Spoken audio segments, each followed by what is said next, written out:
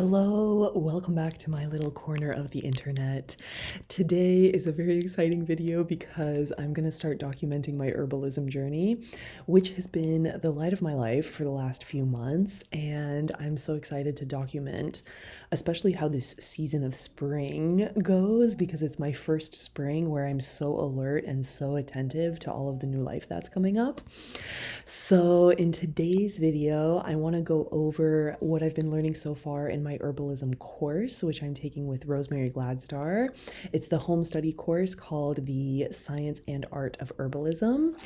The first section, the addendum, is very much focused on anatomy and all of the human systems, the digestive, the respiratory, the olfactory. I love saying this word, olfactory. So I'm learning about anatomy in a way that I never ever have before, which is amazing, but it's very dense and very complex. So it's taking up a lot of my brain power. And I've also wrapped up all of my notes for lesson one. And then now I have the lesson one homework that I can focus on. Part of the lesson one homework is to get the home apothecary started, which I have done, and I've got my jars going. I've become a jar lady.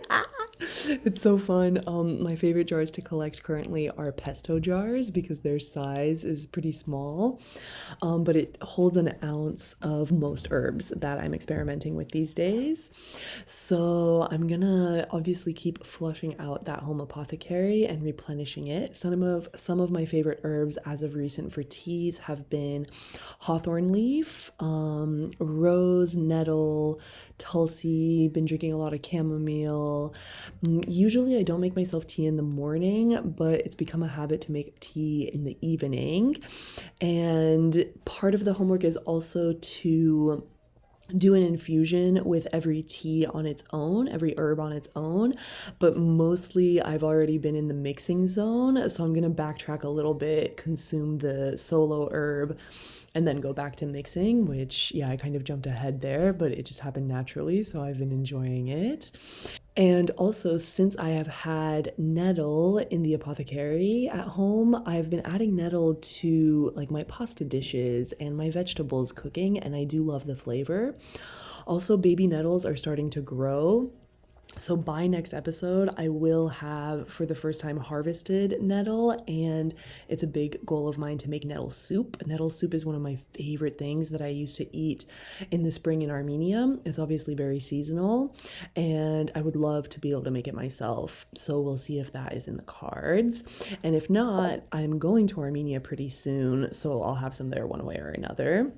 Now, as you can see, this course is quite sizable. It's a pretty large binder, and there's also an online component to all of this.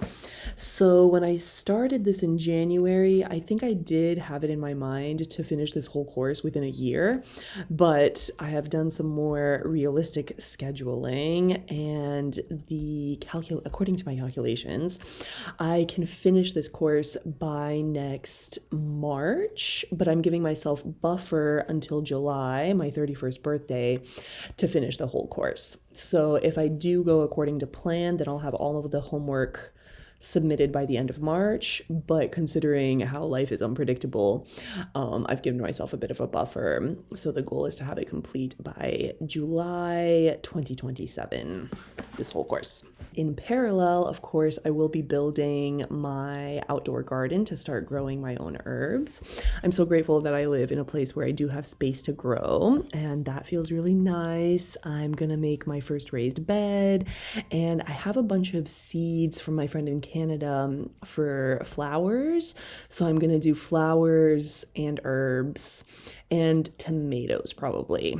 So one of the main reasons that I have been enjoying herbalism as a focus in my life is because it's a great way to connect with other people, because it's just so fun to talk about herbs. Another mode of connection that I adore for new people is obviously talking about Armenia. And so learning plant names in Armenian has been very fun for me as well. I am exclusively using this book to do so. This is the Plants of Armenia book by Tamar Galstian. And I have been basically just writing out the Latin name and the Armenian name for whatever I'm flipping through. Usually I'll always document the name of a plant that I recognize, and sometimes I'll skip over them if it's, repetitive, if the Latin name is repetitive. So anyway, I've had a great time just as a background task, upping my Armenian writing skills as well with this book. The other category of herbal exploration has been my teeth and my dental health, because I have these wisdom teeth that need to come out. In fact, they are coming out tomorrow. Tomorrow is my wisdom teeth removal surgery. And I had significant pain from these wisdom teeth in September, which is when I started chewing cloves, and I fell in love with the fact that the clove looks like a tooth physically, and that is called the doctrine of signatures, which is when the plant will echo visually what it interacts with in the human body, similar to a ginkgo leaf that is very well known for brain health, memory, general brain clarity. The ginkgo looks like the two hemispheres of the brain. And outside of the course studies that I'm doing, I've obviously just been gravitating more towards plant books. So right now I'm reading Planta Sapiens. I don't know who it's by, but I'll put it here. And Night Magic, which is all about the biology and animal life that occurs at night.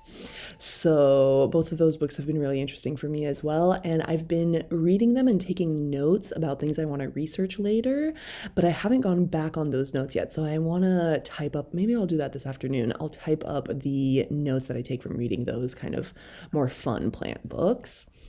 Yeah, so this is a little intro to my herbalism journey. I am so hyped. I am so also grounded in terms of how I know that a focus on this study can lead me to many other parts of the world that I could be interested in exploring. And also, obviously, I've mentioned I love this as a modality of conversation with people and bringing it up as a topic of conversation.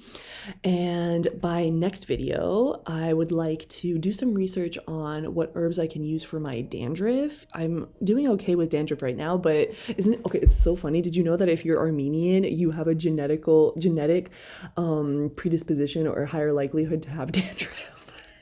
And it's so true. Like my brother and my uncle also, I remember from my childhood suffering from dandruff. Anyway, so it's always like a background curiosity of mine of how to kind of combat that, and if there could be like a final solution. The best thing that's worked for me is hair oiling with coconut oil, but I want to do an infused oil with herbs that would support, the dandruff prevention. So we'll see if by next episode I get a scalp oil going for myself. Next episode I will also update my beginnings of the garden. I'll show you the raised beds that I'm gonna build. And what else do I want to do for next episode? Get through the addendum and lesson 2, submit lesson 1 and 2 homework. And yeah, I think this is a good start. I am honestly most grateful for the fact that I have this job here at this stunning apothecary, because as I sit here and I study the coursework, people come in, order herbs, and then I have new curiosities piqued on the regular based on what, people are buying and what their medical needs are or general concerns. Thanks so much for watching this video. I hope that you also have new curiosities activated for plant life and how we interact with it as humans. And I will see you in the next episode. Hope you have a gorgeous day.